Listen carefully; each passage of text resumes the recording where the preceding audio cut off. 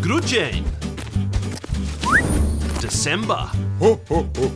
The month of Grudzień takes its name from the word gruda, referring to the parts of the soil that are visibly frozen in lumps. And as the name may suggest, the climate begins to hit sub-zero temperatures around this time of the year. Aside the cold weather, the last month of the Polish calendar year is, of course, associated with the holiday season. But more on that in a moment. The fourth day of Grudzień is the feast of Saint Barbara of Nicomedia, the patron saint of hard work and protector against sudden death. In Poland, Saint Barbara's Day is known as Barbórka and is especially observed in the mining industry, a profession that is equally as arduous as it is hazardous.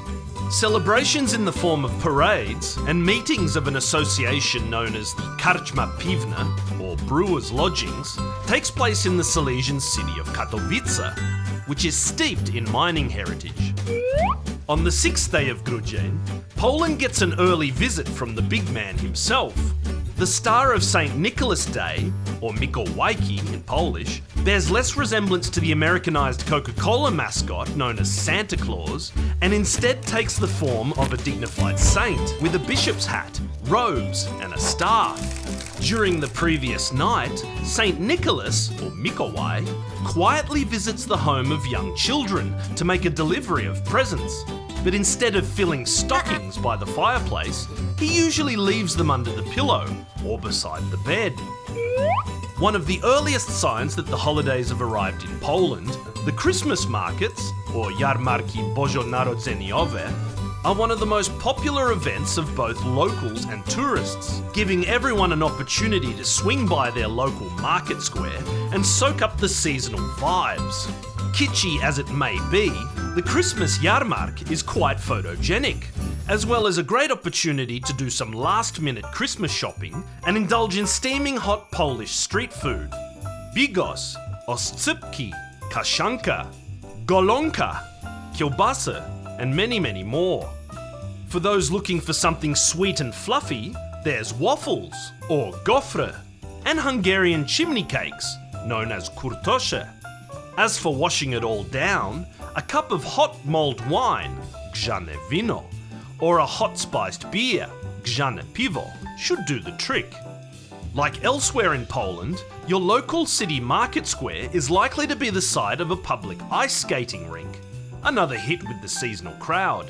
And it's not just because of the music coming out of the loudspeakers, which is amazing.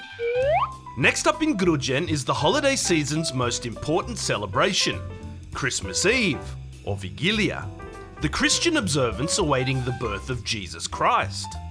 Once the first star in the sky appears, the all-important feasting kicks off. The family shares a Christmas wafer, or opłatek, symbolising the body of Christ. After dividing up the opłatek, each member of the family goes to the others in turn, making a blessing for their happiness in the coming year, and then breaking off a piece of the other person's wafer and eating it. Then we come to the Vigilia feast, consisting of a whopping 12 courses, one for each of Jesus' apostles. The specific 12 dishes prepared vary slightly from family to family. However, some regular appearances are barszcz, zupa grzybowa wigilijna, makowiec, piernik, śledź, and the all-important karp. Note that fish is particularly symbolic in Catholic feasting, and in the past, getting your hands on a fresh fish was notoriously problematic in Poland. For this reason, buying a live carp several days before Vigilia and keeping it in the bathtub was common practice. Nowadays, capitalism ensures fresh fish and plenty of availability, so there's no need for a bloodbath, literally. After the Vigilia feast, children rush to the Christmas tree to open yet another round of presents that have been magically delivered by a certain someone. In some regions of Poland, this bringer of presents is a Christmas angel, whilst in others, he is known as Gwiazdor, roughly translating as Starman.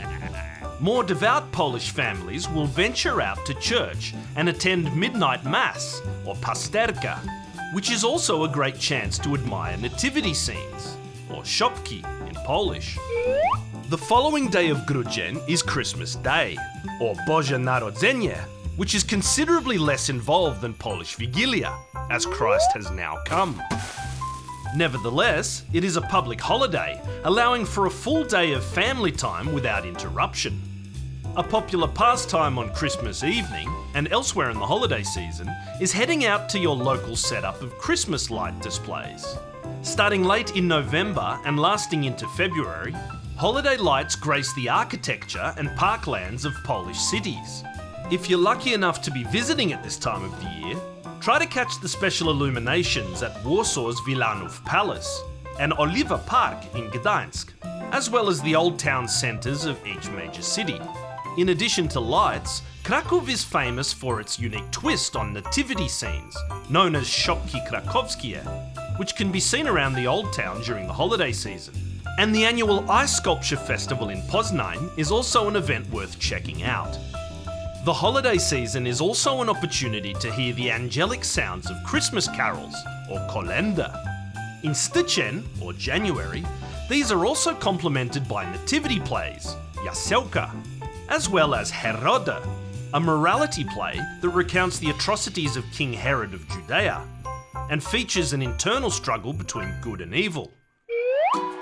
Finally, in Grudzień is New Year's Eve, or Sylwester, which, like in many countries around the world, is highlighted by downtown celebrations, fireworks, and a return to those earthly indulgences that we aren't supposed to be enjoying during Christmas. And with Sylwester, the Polish calendar year finally comes to an end. If you're watching this during the holiday season, we'd like to say Wesołych Świąt, Happy Holidays, and Szczęśliwego Nowego Roku, Happy New Year. And by the way, we'd love to hear from you. What does a typical Grudzień look like in your part of the world? Do you celebrate Christmas in your country? And are there any local holiday traditions similar to those of Poland? Leave a comment below, and while you're at it, you can subscribe to our YouTube channel for more English language content on Poland. Just don't forget to hit the bell for notifications. And you can join the In Your Pocket community on Facebook and Instagram. We look forward to seeing you in our next video. Do zobaczenia!